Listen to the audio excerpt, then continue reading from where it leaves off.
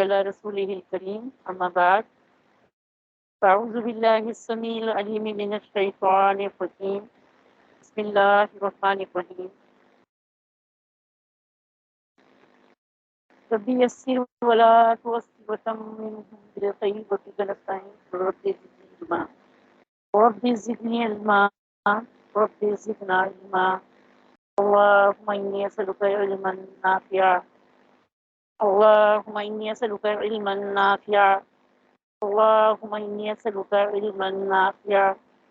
اللهم إنا نسألك علما نافعا رب اشرح لي صدري ويسر لي أمري واحلل عقدة من لساني يفقهوا قولي فإن حسبك الله هو الذي أيدك بنصره وبالمؤمنين آمین. بارک تعالی غفور الرحیم مہربان اللہ. یا الہی رحم فرما، ہماری تمام معاملات میں اللہ ہماری مدد فرما. اللہ مشکلوں کو آسانی میں بدل دے، اللہ تکلیفوں کو راحت میں بدل دے. یا اللہ جتنے لوگ بیمار ہیں سب کو صحت کاملہ عاجلہ مستمرہ عطا فرما. یا اللہ جو مشکل میں ہیں اللہ ان کے لیے آسانی فرما. غفور الرحیم بے شک کہ تو سب سے زیادہ مہربان نہایت رحم کرنے والا ہے. پیاری عزیز سامعات، ہماری کلاس کا سب سے پہلا جو معاملہ ہے، آپ کو معلوم ہے کہ ہم اللہ تعالیٰ کے مبارک نام سے اور پھر اسماء حسنہ سے اپنی کلاس شروع کرتے ہیں. تو میرے ساتھ آپ بھی اس نئے کام میں شریک ہو جائیے اور اللہ تعالیٰ کی 99 نام دہرا لیجیے. بسم اللہ الرحمن الرحیم. الرحمن الرحیم الملك والقدوس والسلام والمؤمن والمهيمن والعزيز والجبار المتكبر والخالق والبارئ والمصور والغفار والقهار الوهاب والرزاق والفتاح والعليم والقابض والباسط الخافض والرافع والعز والمذل المذل والسميع البصير والحكم والعدل واللطيف الخبير الحليم والعظيم والغفور والشكور الشكور والعلي والكبير والحفيظ والمقيت الحسيب والجليل والكريم والرقيب والمجيب والواسع الحكيم والودود والمجيد والباعث والشهيد الحق الوكيل والقوي والمتين والولي والحميد المحصي المبدي المعيد المحيي المميت الحي والقيوم والواجد والماجد والواحد والأحد والصمد القادر والمقتدر والمقدم والمؤخر الأول والآخر الظاهر الباطن الوالي المتعالي البر التواب والمنتقم والعفو الرؤوف مالك الملك ذو الجلال والإكرام المقسط الجامع والغني والمغني المانع الضار النافع النور الهادي البديع والباقي الوارث والرشيد والصبور. صدق اللہ العلی العظیم. اپنے اوپر پھونک مار دیجیے. الحمدللہ الذی بعزتہ وجلالہ تتم الصالحات. الحمدللہ الحمدللہ الحمدللہ. اللہ پاک کا بڑا کرم ہے، اللہ پاک کی بڑی عنایت ہے، عطا ہے، اس کی مہربانی ہے الحمدللہ کہ ہم نے نفلی نمازوں میں تہجد کی نماز کی بارے میں کس کی کلاس ہوئی تھی ہماری. تو آج ہم کریں گے سورہ توبہ کا. سورہ توبہ کیا ہے، سورہ توبہ کہہ رہی ہوں، نماز توبہ کا پڑھیں گے ہم انشاءاللہ کہ نماز توبہ کیا ہے اور یہ کس طرح سے ادا کی جاتی ہے اور اس کے ادا کرنے کی فضیلت کیا ہے۔ اگر کسی سے کوئی گناہ دانستہ ہو یا نادانستہ، زندگی میں 100 طرح کے معاملات ہو جاتے ہیں، بندہ بشر ہے، کوئی کیا کہنا چاہیے کہ فرشتے تو نہیں ہیں جو کہ خطاؤں سے پاک ہیں۔ تو ایسے میں جب کوئی خطا ہو جائے، کوئی لغزش ہو جائے،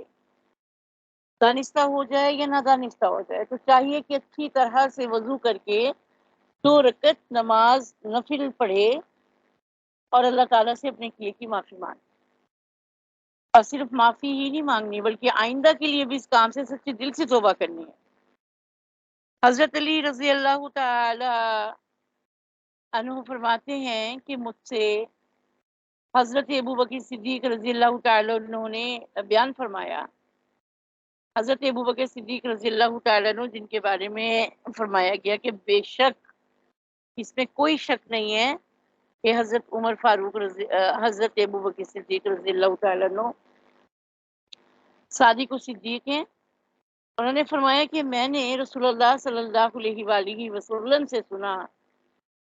نبی کریم صلی اللہ علیہ وآلہ وسلم سے سنا، آپ فرماتے تھے کہ جس شخص سے کوئی گناہ ہو جائے، جس شخص سے کوئی گناہ ہو جائے تو اسے چاہیے کہ پھر وہ اٹھ کر وضو کرے۔ جس شخص سے کوئی گناہ ہو جائے تو کیا کرے، پھر وہ اٹھ کر وضو کرے، پھر نماز پڑھے، پھر اللہ تعالیٰ سے مغفرت اور معافی طلب کرے۔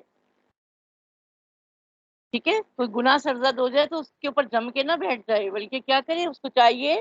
کہ وہ اٹھ کر وضو کرے، پھر نماز پڑھے، پھر اللہ تعالیٰ سے مغفرت اور معافی طلب کرے تو اللہ تعالیٰ اس کو معاف فرما ہی دیتے ہیں۔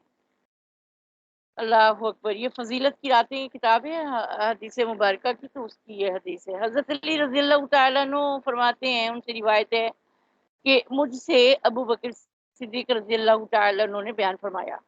حضرت ابوبکر صدیق رضی اللہ تعالیٰ عنہ ساتھ ہی فرمائیں کہ وہ جو کہ صادق و صدیق ہیں۔ آپ بھی جب بھی حضرت ابوبکر صدیق رضی اللہ تعالیٰ عنہ کا نام آئے، نام مبارک آئے، تو ایک تو ان کے ساتھ آپ نے تہنیت کے الفاظ کہنے ہیں رضی اللہ تعالی عنہ، اور ساتھ ہی آپ نے اس بات کی تصدیق کرنی ہے جو بلا شبہ صادق و صدیق ہیں۔ آپ نے کیا دہرانا ہے، حضرت ابوبکر صدیق رضی اللہ تعالیٰ عنہ کے نام مبارک کے ساتھ جو کہ بلا شبہ صادق اور صدیق ہیں،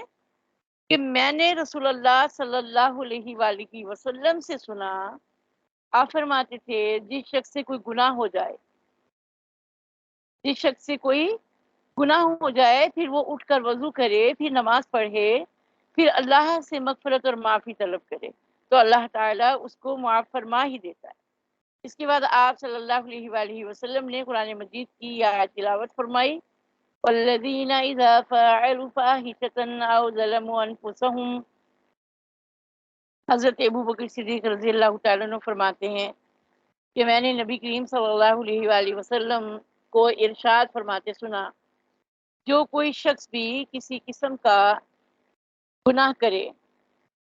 پھر اٹھ کر وضو کرے اور نماز پڑھے، پھر اللہ تعالیٰ سے توبہ استغفار کرے تو اللہ تعالیٰ ضرور اس کے گناہ معاف فرما دیتا ہے۔ سبحان اللہ۔ پھر رسول اللہ صلی اللہ علیہ وآلہ وسلم نے یہی آیت تلاوت فرمائی، والذین اذا فعلوا فاحشة او ظلموا انفسهم ذکروا اللہ۔ اس کا ترجمہ ہے کہ اللہ تعالیٰ کے نیک صالح بندے وہ ہیں کہ جب وہ کوئی کھلا ہوا گناہ کر بیٹھے ہیں یا کوئی اور برا کام ان سے ہو جائے تو فوراً اللہ تعالیٰ کو یاد کرتے ہیں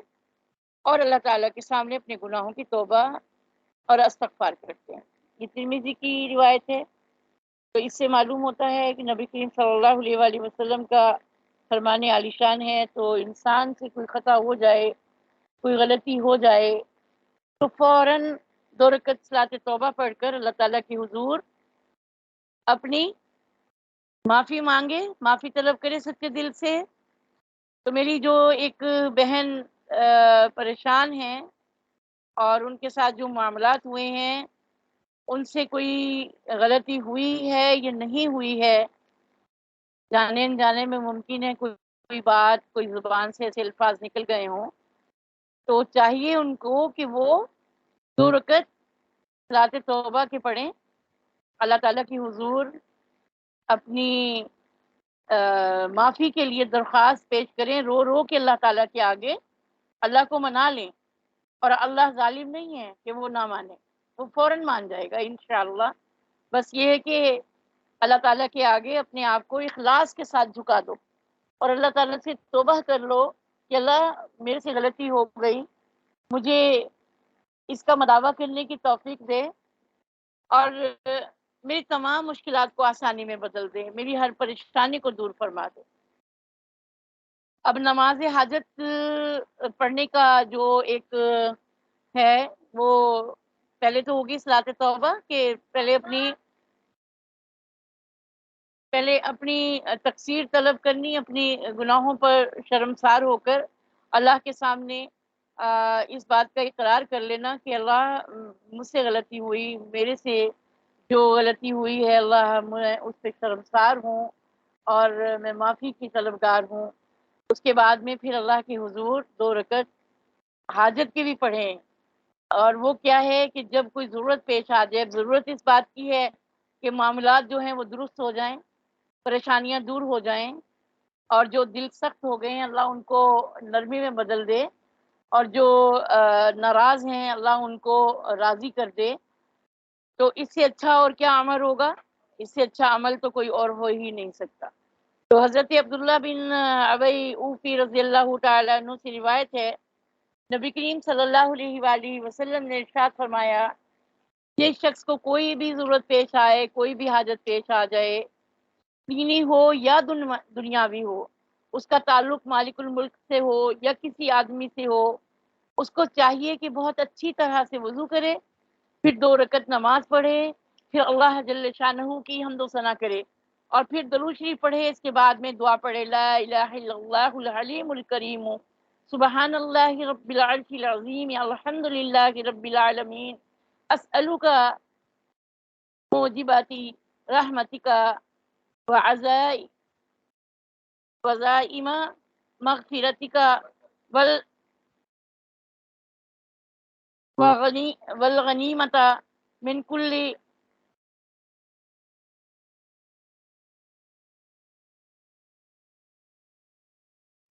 بر والسلامت من کل اسم لتدع لی ذنبا الا غفرته ولا ہم الا فرجته ولا حاجتا هي لك رضا الا قضيتها یا ارحم الراحمین۔ اللہ تعالیٰ غلطیوں سے پاک فرمائے، میں بھی تھوڑا سا بیچ میں سے بھول گئی، دوبارہ انشاءاللہ دیکھ کے آپ کو سینڈ کروں گی۔ تو اللہ تعالیٰ کے سوا کوئی معبود نہیں ہے، وہ بڑے ہی حلم والا، بڑے کرم والا ہے، پاک اور مقدس، اور اللہ جو عرش عظیم کا بھی پروردگار ہے، تمام تعریفیں اسی اللہ کے لیے ہیں جو تمام جہانوں کا پروردگار ہے۔ پھر اللہ تعالیٰ کے آگے عرض کہ اللہ میں تجھ سے ان تمام اعمال اور اخلاق اور ان تمام چیزوں کا سوال کرتی ہوں جو تیری رحمت کا مستحق بنا دیتی ہیں اور جو تیری مغفرت کا پختہ اور مضبوط ذریعہ ہیں، اور تجھ سے سوال کرتی ہوں ہر نیکی میں سے بھرپور حصہ لینے کی توفیق کا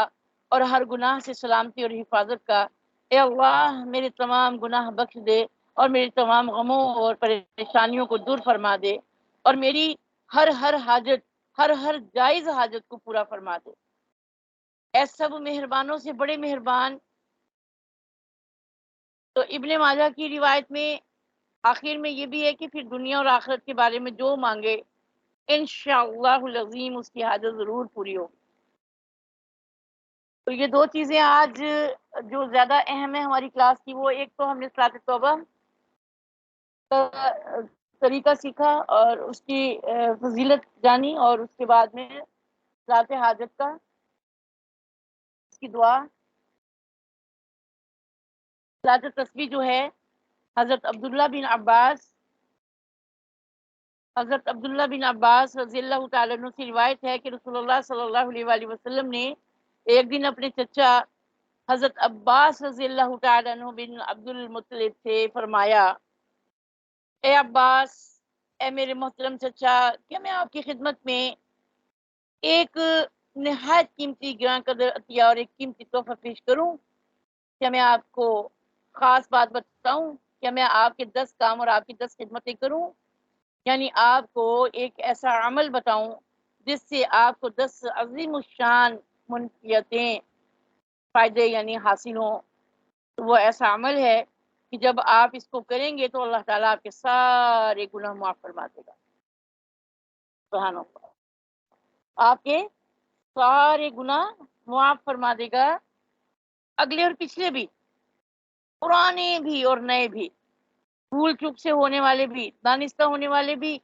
صغیرہ ہوں یا کبیرہ ہوں وہ بھی، ڈھکے چھپے، اعلانیہ، ظاہراً باطناً، جو بھی۔ تو وہ عمل کیا ہے؟ وہ عمل ہے صلاۃ التسبیح۔ میرے چچا، اگر آپ سے ہو سکے تو روزانہ یہ نماز پڑھا کر۔ کون فرما رہا ہے؟ نبی کریم صلی اللہ علیہ وآلہ وسلم اپنے چچا عبداللہ بن عباس رضی اللہ تعالیٰ عنہ سے یہ روایت ہے، اپنے چچا کو یہ فرما رہے ہیں، چچا حضرت عباس رضی اللہ تعالیٰ عنہ بن عبد المطلب۔ تو فرمایا کہ ہو سکے تو آپ روزانہ یہ نماز پڑھا کریں، اگر روزانہ نہ پڑھ سکیں تو ہر جمعے کے دن پڑھ لیا کریں، اگر آپ سے یہ بھی نہ ہو سکے، اگر آپ یہ بھی نہ کر سکیں تو سال میں ایک دفعہ پڑھ لیا کریں، اور اگر یہ بھی نہ ہو سکے تو کم از کم زندگی میں ایک دفعہ پڑھ لیا کریں۔ اور ایک جگہ میں پڑھ رہی تھی کہ اس کے بارے میں اس کی فضیلت بیان فرمائی کہ اگر کسی شخص کے گناہ سمندر کے جھاگ سے بھی زیادہ ہو اور تحد نگاہ ہوں تو اس نماز کی فضیلت سے اللہ تعالیٰ ان کو معاف فرما دیتا ہے۔ سبحان اللہ۔ تو صلاۃ التسبیح کا جو ثواب ہے وہ عام ہے، جیسا کہ اپنے چچا حضرت عباس رضی اللہ تعالیٰ عنہ کو فرمایا تھا، کیا اور امتی کو بھی ایسا ہی ثواب ملے گا یا نہیں؟ سوال دل میں آتا ہے۔ تو حدیث مبارکہ میں ہے انما الاعمال بالنیات، ٹھیک ہے؟ تو بس دار و مدار تو ثواب کا جو ہے وہ نیت پہ ہے نا۔ اگر بوجہ اللہ تعالیٰ نیت سے کوئی شخص پڑھے گا تو ثواب بھی اسی قدر ملے گا،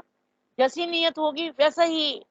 عمل ہوگا، اور عمل کا اجر ثواب بھی ایسے ہی دیا جائے گا۔ اللہ خصیص نہیں ہے، ہمارا ہی عمل جو ہے نا وہ شدمت کا شکار ہو جاتا، ٹھیک ہے نا۔ اللہ تعالیٰ نیت سے اگر کوئی شخص پڑھے ثواب کی نیت سے تو ثواب بھی ملے گا۔ حضرت عباس رضی اللہ تعالیٰ عنہ کو جو تعلیم فرمائی تھی وہ ان کی خصوصیت نہیں تھی، بلکہ آپ صلی اللہ علیہ وآلہ وسلم کی جو دیگر دعائیں تھیں اور اعمال کی تعلیم اور بشارت، تو وہ ثواب عام تھی، اس کے لیے کوئی مخصوص، یعنی آپ نے جو چچا کو فرمایا تو وہ صرف چچا کے لیے نہیں تھی، بلکہ یہ تو تمام امت کے لیے عام ہے۔ اچھا، اب یہ ایک اور بات میں آپ کو بتاتی چلوں کہ عموماً یہ ہوتا ہے کہ یہ صلاۃ التسبیح کی بھی جماعت کروا دی جاتی ہے۔ صلاۃ التسبیح کی یہ جو نوافل ہے نا، نوافل کی جماعت نہیں ہوتی، تو جماعت نوافل کی چاہے وہ صلاۃ التسبیح ہو یا کوئی بھی دوسرے نوافل کی، اگر ابتدائی ہو، یعنی اگر باقاعدہ اہتمام کے ساتھ 2 افراد سے زائد ہوں تو مکروہ ہے۔ اگر کوئی سیکھنے کے لیے پڑھ رہا ہے، جس کو نہیں آتی وہ شامل ہو جاتا ہے تو ٹھیک ہے، لیکن اگر کوئی اعلان کر کے پڑھوائے گا تو وہ مکروہ ہوگی۔ اور تعلیم کی غرض سے اگر جماعت کی ہے، جیسے کہ رمضان المبارک کے آخری جمعے میں صلاۃ التسبیح یا جماعت پڑھائی جاتی ہے، تو اس کا شرعاً کیا حکم ہے؟ امام صاحب کہتے ہیں کہ جاہل لوگ صلاۃ التسبیح نہیں پڑھ سکتے، لہٰذا ان کو امام کی مطابعت میں ثواب مل جائے گا۔ تو یہ خیال غلط ہے اور امام کا خیال بھی غلط ہے، بدعت کا ارتکاب اس خیال سے درست نہیں۔ یہ ہمارے جو دارالعلوم ہیں ان کا یہ فتاوی ہے۔ تو نماز میں جو ہاتھ کی کیفیت ہے اس کے لیے پوچھا گیا کہ صلاۃ التسبیح کے کوما میں ہاتھ باندھے رکھیں یا کھلے رکھیں، تو جواب اس کا یہ ہے کہ کھلے رہنا ہی معمول ہے۔ صلاۃ التسبیح کی جو نماز کا جو طریقہ ہے، اس کی 4 رکعتیں ہوتی ہیں، نبی کریم صلی اللہ علیہ وآلہ وسلم سے جو منقول ہیں۔ بہتر ہے کہ چاروں ایک سلام سے ہی پڑھی جائیں، اگر 2 سلام سے پڑھی جائیں گی تب بھی درست ہے، یعنی ایک ساتھ 2-4 رکعتیں مطلب 2 کر کے پڑھ لیں تو بھی ٹھیک ہے، اگر ایک ساتھ 4 رکعتیں پڑھیں گے تو بھی ٹھیک ہے، 2 رکعتیں کر کے بھی پڑھ سکتے ہیں، 4 اکٹھی بھی پڑھ سکتے ہیں۔ بس یہ ہے کہ ہر رکعت میں آپ نے 75 مرتبہ سبحان اللہ مطلب کہنا ہے، یہ جو تسبیح ہے اس کی 30 سیکنڈ میں کی، یہ 75 ٹائمز ایک رکعت میں آپ نے پورا کرنا ہے۔ تو پوری نماز میں آپ کا جو کل تعداد ہے وہ 300 دانے پڑھے جائیں گے تسبیح کی۔ ترکیب نیت کرنی ہے، نویت ان اصلی 4 رکعات صلاۃ التسبیح، یا اردو میں کہہ لیں کہ میں نے ارادہ کیا 4 رکعت نماز صلاۃ التسبیح کا، یا دل میں خیال کر لیں، زبان سے کہنا بھی ضروری نہیں ہے۔ تکبیر تحریمہ کہہ کے اللہ اکبر کہہ کے ہاتھ باندھ لیں، اور سبحانک اللہم یہ پوری پڑھ کر بغیر ہاتھ چھوڑے، یعنی اسی طرح ہاتھ باندھے رکھیں، پھر آپ نے سبحان اللہ والحمد للہ ولا الہ الا اللہ واللہ اکبر یہ پڑھنی ہے آپ نے۔ اس کے بعد قرات کرنی ہے، اس کے بعد 10 مرتبہ پڑھنا ہے، یعنی سورہ فاتحہ پڑھنے کے بعد، پھر اس کے بعد رکوع میں جا کر آپ نے پڑھنا ہے، پھر رکوع سے جب آپ نے اٹھنا ہے سمیع اللہ لمن حمیدہ ربنا لک الحمد، اس کے بعد پھر آپ نے 10 بار پڑھنی ہے۔ بس اس طرح سے آپ نے پڑھنا ہے کہ اس میں آپ نے 75 ٹائم آپ نے ایک دفعہ میں پورے کرنے۔ پھر دونوں سجدوں کے درمیان میں بھی جب آپ سبحان ربی الاعلی کے بعد میں آپ قعدہ کرتی ہیں، اس کے بعد میں بھی آپ نے 2 سجدوں کے درمیان میں 10 مرتبہ یہی تسبیح پڑھنی ہے، ٹھیک ہے۔ اور پھر رکعت جو ہے الحمدللہ دوسری رکعت میں آپ آ جائیں گی تو سورہ فاتحہ جب پڑھیں گی اس سے پہلے آپ نے 15 مرتبہ، پھر اس کے بعد میں سورہ فاتحہ کے بعد میں دوسری سورت جب آپ اس کے ساتھ ملا کے پڑھیں گی اس کے بعد آپ نے 10 مرتبہ، پھر رکوع میں قوما میں اور دونوں سجدوں کے درمیان میں آپ نے 10 مرتبہ اسی طرح تسبیح کو پڑھنا۔ اس طرح سے پھر تیسری آپ کی رکعت آ جائے گی اور چوتھی رکعت کو بھی آپ نے اسی طرح سے پڑھنا ہے آپ نے۔ اور ایک اور روایت میں اس طرح سے ہے کہ سبحانک اللہم وبحمدک، یہ والی پڑھنے کے بعد تسبیح کو آپ نے نہیں پڑھنا، بلکہ سورہ فاتحہ اور جو اس کے ساتھ آپ نے سورت ملا کے پڑھنی ہے، اس کے بعد میں آپ نے 15 مرتبہ پڑھ لینا ہے۔ اب جیسے آسانی ہو اس طرح سے آپ کو آسانی ہوتی ہے آپ اس طرح سے پڑھ لیجئے،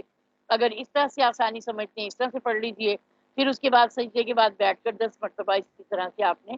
دوسری رکعت میں بھی اور تیسری اور چوتھی میں بھی، تحیات کے بعد آپ نے 10 مرتبہ پھر اسی طرح تیسری رکعت میں بھی اور چوتھی رکعت میں بھی درود شریف کے بعد 10 مرتبہ، باقی تسبیحیں جو ہیں وہ پوری بدستور آپ نے کرنی ہے۔ تو یہ دونوں طریقے جو ہیں ترمذی شریف میں ذکر کیے گئے ہیں، اختیار ہے کہ ان دونوں روایتوں میں سے جس روایت کو چاہیں اختیار کریں، اور بہتر ہے کہ کبھی اس روایت کے موافق عمل کریں، کبھی دوسری روایت کے مطابق، دونوں کے کرنے کا ثواب ملے گا تاکہ دونوں روایتوں پر عمل ہو جائے،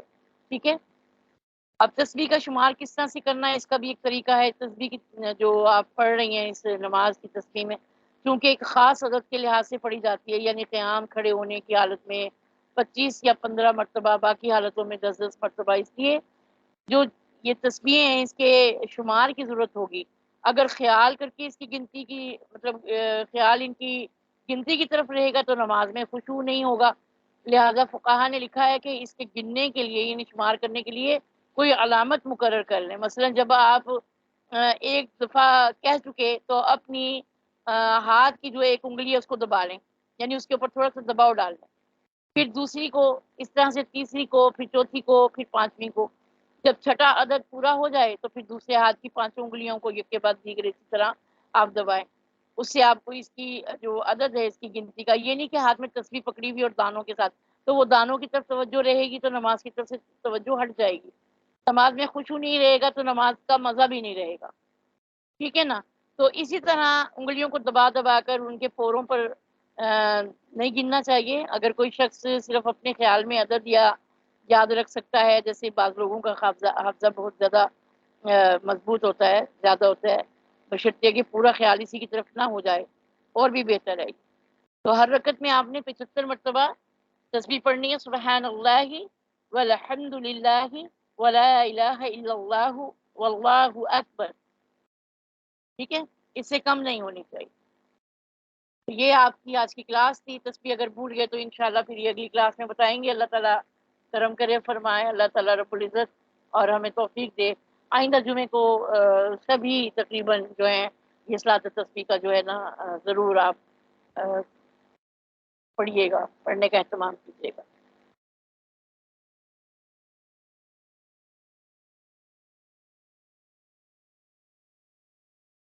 نبی کریم صلی اللہ علیہ وآلہ وسلم کے اخلاق، صلہ رحمی کے فوائد میں نے کتنی دفعہ تو بتائے ہیں۔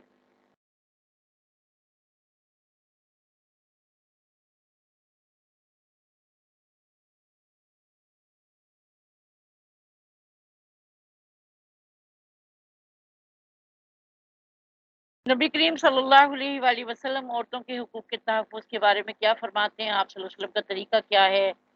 اور آپ صلی اللہ علیہ وسلم اپنی ازواج مطہرات سے کس طرح سے اظہار محبت کیا کرتے تھے؟ تو یہ سلسلہ ہمارا چل رہا تھا، اس میں پھر تھوڑا سا تعطل آ گیا، تو میں پڑھ رہی تھی ام حبیبہ رضی اللہ تعالیٰ عنہ سے ایک مرتبہ ام المومنین ام حبیبہ رضی اللہ تعالیٰ عنہ سے ان کے بھائی حضرت امیر معاویہ رضی اللہ تعالیٰ عنہ ملنے کے لیے تشریف لائے۔ دونوں بہن بھائیوں میں بہت زیادہ محبت تھی، آپس میں بیٹھے باتیں کر رہے تھے کہ حضرت محمد صلی اللہ علیہ وآلہ وسلم نے اپنی زوجہ ام حبیبہ رضی اللہ تعالیٰ عنہ سے مخاطب ہو کے فرمایا، اے ام حبیبہ رضی اللہ تعالیٰ عنہ، کیا معاویہ رضی اللہ تعالیٰ عنہ تمہیں بہت پیارا ہے؟ آپ صلی اللہ علیہ وآلہ وسلم اپنی زوجہ محترمہ سے سوال کر رہے ہیں، پوچھ رہے ہیں، کیا خوبصورت انداز ہے، دیکھیے کیا وہ آپ کو بہت زیادہ پیارا ہے ام حبیبہ؟ تو ام حبیبہ رضی اللہ تعالیٰ عنہ نے عرض کیا، ہاں رسول اللہ صلی اللہ علیہ وسلم، ہاں حضور پاک صلی اللہ علیہ وسلم، مجھے اپنے بھائی سے بہت پیار ہے۔ آپ صلی اللہ علیہ وسلم نے فرمایا، اگر یہ تمہیں بہت پیارا ہے تو مجھے بھی بہت پیارا ہے۔ سبحان اللہ۔ تو ہمارے میاں، ہمارے جو معاشرے کے جو مرد حضرات ہیں وہ تو خام خواہ بس اپنے سسرال سے وہ ہو جاتے ہیں، تو یہ دیکھیں کہ نبی کریم صلی اللہ علیہ وآلہ وسلم کا یہ انداز، تو آپ صلی اللہ علیہ وآلہ وسلم کے انداز کو اختیار کرتے ہوئے ہمارے مرد حضرات کو بھی چاہیے کہ وہ اپنے زوجہ کے جو قرابت دار ہیں ان سے بھی اسی طرح سے محبت سے پیش آئیں۔ عورتوں کے حقوق کا تحفظ، حضرت عمر بن عاص احوص رضی اللہ تعالیٰ عنہ فرماتے ہیں کہ میں نے حجۃ الوداع میں رسول اللہ صلی اللہ علیہ وآلہ وسلم سے سنا، پہلے آپ صلی اللہ علیہ وآلہ وسلم نے اللہ تعالیٰ کی حمد و ثنا فرمائی، پھر کچھ باتوں کی نصیحت کی، پھر فرمایا لوگوں سنو، عورتوں کے ساتھ اچھے سلوک سے پیش آؤ۔ کیا فرمایا؟ لوگوں سنو، عورتوں کے ساتھ اچھے سلوک سے پیش آؤ، کیونکہ وہ تمہارے پاس قیدیوں کی طرح ہیں، تمہیں ان کے ساتھ سختی کرنے کا کوئی حق نہیں ہے، سوائے اس صورت کے کہ جب ان کی طرف کھلی ہوئی نافرمانی سامنے آئے، اگر وہ ایسا کر بیٹھیں تو خوابگاہوں میں ان سے علیحدہ ہو رہو اور انہیں مارو بھی نہیں، یعنی جب وہ کوئی غلط کام کریں تو نہ صرف یہ کہ ان سے علیحدہ ہو جاؤ بلکہ انہیں مارو بھی، لیکن ایسی مارو کہ کوئی شدید چوٹ نہ آئے، پھر اگر وہ تمہارا کہنا ماننے لگے تو ان کو خواہ خواہ ستانے کی راہیں مت ڈھونڈو۔ دیکھو سنو، تمہارے کچھ حقوق تمہاری بیویوں پر ہیں اور تمہاری بیویوں کے کچھ حقوق تم پر ہیں، ان پر تمہارا یہ حق ہے کہ وہ تمہارے بستروں کو ان لوگوں سے نہ روندوائیں جن کو تم ناپسند کرتے ہو، اور تمہارے گھروں میں ایسے لوگوں کو ہرگز نہ گھسنے دیں جن کا آنا تم کو پسند ہو، یا جن کا آنا تم ناپسند کرتے ہو، اور سنو، تم پر ان کا یہ حق ہے کہ تم انہیں اچھا کھلاؤ اور اچھا پہناؤ۔ ترمذی کی روایت ہے، نبی کریم صلی اللہ علیہ وآلہ وسلم کا فرمان عالی شان ہے، کاش کہ ان گھر والوں کے کانوں میں بھی یہ الفاظ جائیں جو بات ہی اٹھاتے ہیں کہ جی بیوی کا خیال کرے تو بیوی سے تھلے لگا ہے، بڑی ہی گندی سی بات ہے، بڑا گندا سا جملہ ہے، بڑا غصہ آتا ہے، بڑی چیڑ آتی ہے۔ اکثر بہنیں میرے پاس یہ بات کرتی ہیں کہ باجی دیکھیں اس طرح کی بات ہے، اس طرح سے بات ہے، کوئی دعا بتائیں، کوئی تعویذ بتائیں۔ میں نے کہا میں تعویذ والی باجی نہیں ہوں۔ آج بھی صبح میں پڑھ رہی تھی تو دو بہنوں نے یہ سوال کیا ہوا، تو میں نے سوچا چلیں آج اپنی کلاس میں یہ حصہ بنائیں، ویسے بھی ایک ٹاپک یہ چلا آ رہا ہے تو گھر والوں کو بھی چاہیے، بلکہ اس بات کے اوپر بہت زیادہ خوش دلی کا مظاہرہ کیا کریں کہ اگر بیٹے اور بہو میں آپس میں محبت ہوگی، ایک دوسرے کے ساتھ وہ اچھے باہم خوش اخلاقی کے ساتھ رہیں گے تو یقیناً ان کی اولاد کے اوپر بھی اچھا اثر پڑے گا۔ یقین کیجئے کہ اور یاد رکھیے کہ جن لوگوں میں یعنی میاں بیوی میں جھگڑا رہتا ہے، لڑائی جھگڑا رہتا ہے، مار کٹائی ہوتی ہے، تو تکار ہوتی ہے، ان کی اولادیں جو ہیں وہ بہت زیادہ، بس کیا میں بتاؤں، نافرمان ہوتی ہیں، بدتمیز ہوتی ہیں، تو اس بات سے تھوڑا سا ہمیں خیال کرنا چاہیے۔ تو انشاءاللہ العظیم نبی کریم صلی اللہ علیہ وآلہ وسلم کا اپنی بیٹیوں کے ساتھ حسن سلوک، یہ ہماری کلاس کا ٹاپک ہوگا، اگلی کلاس کا انشاءاللہ۔ آج مجھے امید تھی کہ میں محرم کے حوالے سے کچھ بات کروں گی، لیکن گھڑی پہ ٹائم دیکھ رہی ہوں تو ٹائم جو ہے وہ نازک ہے۔ اصل میں ہماری فیملی میں 3-4 کچھ معاملات ایسی ہو گئی ہیں جہاں پہ میرا جانا بہت ضروری ہے اور پھر ٹائم بڑا شارٹ ہوتا ہے، تو میں اجازت چاہوں گی باذلِ خاصہ آپ سے۔ دل تو نہیں چاہ رہا کلاس کو چھوڑنے کے لیے، لیکن جانا ضروری ہوگا۔ انشاءاللہ پھر ملیں گے، زندگی بخیر، پیر کو اللہ تعالیٰ مہربانی فرمائے ملاقات ہوگی۔ آپ لوگوں کی حاضری کو میں کیا کہوں، میں خیر مقدم کرتی ہوں اور امید کرتی ہوں کہ اب باقی لوگ بھی ذرا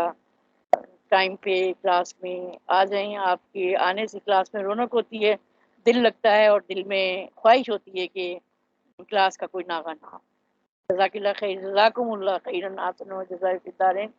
میرے حق میں بھی دعا کرتے رہا کیجیے، مختصر سی دعا ہے۔ اعوذ باللہ من الشیطان الرجیم، بسم اللہ الرحمن الرحیم۔ یا ربی لک الحمد کما ینبغی لجلال وجہک وعظیم سلطانک، یا ربی لک الحمد کما ینبغی لجلال وجہک وعظیم سلطانک، یا ربی لک الحمد کما ینبغی لجلال وجہک وعظیم سلطانک۔ یا حی یا قیوم برحمتک استغیث، یا حی یا قیوم برحمتک استغیث، یا حی یا قیوم برحمتک نستغیث۔ یا الہی، تو رحمان ہے، رحیم ہے، خالق ہے، مالک ہے، اللہ ہمارے حالوں سے تو واقف ہے، غفور الرحیم۔ جو ہم سے خطائیں ہو گئیں جانے انجانے میں، ظاہراً باطناً، دن کے اجالے میں، رات کے اندھیرے میں، اے اللہ چاروں ناچار جو کچھ بھی ہم سے ہوا، اللہ غفور الرحیم، ہم شرمسار ہیں، نادم ہیں، تیری رحمت کے طلبگار ہیں، اللہ اپنی رحمت سے ہماری خطاؤں کو معاف فرما دے۔ اے اللہ ہم پر رحم فرما، یا رحیم و کریم، تو تو بہت مہربان ہے، تو بہت سمیع و بصیر ہے، علیم و بذات صدور ہے، مالک دلوں کے بھید سے تو واقف ہے۔ یا اللہ جس کے دل میں جو جو تمنا ہے، جو جو آرزو ہے، اے اللہ حسرت بننے سے پہلے پہلے اس کو قبول و منظور فرما دے، اے اللہ مقبول فرما دے، اے اللہ سب کی خواہشات کو پائے تکمیل تک پہنچا دے۔ یا اللہ غفور الرحیم، جو لوگ گھروں میں پریشان ہیں، اللہ ان کی پریشانیاں دور فرما۔ یا اللہ جو بچیاں گھروں سے اجڑی بیٹھی ہیں، اللہ غفور الرحیم ان کو اپنے گھر کی رونق نصیب فرما، خوشیاں نصیب فرما۔ اے اللہ شوہروں کی محبت عطا فرما۔ یا اللہ ان کے بچوں کے سروں سے ان کے باپ کے سائے، اے اللہ اور ماں باپ کی دونوں کی محبتیں ان کا مقدر بنا دے۔ اے اللہ رب تعالیٰ غفور الرحیم مہربان، یا اللہ جتنی بچیاں بے اولاد ہیں، اللہ نیک صالح اولاد عطا فرما۔ یا اللہ جو بیمار ہیں ان کو صحت کاملہ عاجلہ عطا فرما۔ یا اللہ ہماری ایک بہن کی شوہر کی طبیعت خراب ہے، اللہ اس کو صحت والی زندگی عطا فرما۔ اے اللہ پاک پروردگار غفور الرحیم، ہماری ایک بہن جن کو چکر آ رہے ہیں، اللہ پاک پروردگار ان کو صحت عطا فرما۔ یا اللہ غفور الرحیم، یا اللہ رحیم و کریم، جو اس دنیا سے چلے گئے اللہ ان پر رحم فرما۔ یا اللہ میری نند کی ساس تیری رحمت میں چلی گئی ہیں، ان کی خطائیں معاف فرما، اے اللہ ان کی بخشش مغفرت فرما۔ اے اللہ میری دیورانی کا آپریشن ہوا ہے، اللہ اس کو ساتھ خیریت کے اپنے گھر واپس صحت کے ساتھ بھیج۔ اے اللہ پاک پروردگار اور لوگ بھی جتنے بھی مشکل مصیبت میں ہیں، اللہ ان کی مصیبتوں کو دور فرما، ان کی مشکلات کو دور فرما۔ اے اللہ جن کے گھر میں خانگی حالات درست نہیں ہیں، اللہ ان کی درست بھی فرما۔ اے اللہ غفور الرحیم، جن کے گھروں میں جھگڑے ہیں اللہ ان کے جھگڑوں کو دور فرما، یا اللہ بہن بھائیوں میں محبت عطا فرما، اے اللہ غفور الرحیم، اے اللہ رحیم و کریم، جو بے روزگار ہیں اللہ ان کو بہترین روزگار نصیب فرما، یا اللہ جنہوں نے نئے کاروبار کیے ہیں اللہ ان کے کاروبار میں برکت دے، اے اللہ نقصان سے بچا، اللہ تو رحیم و کریم ہے، بہترین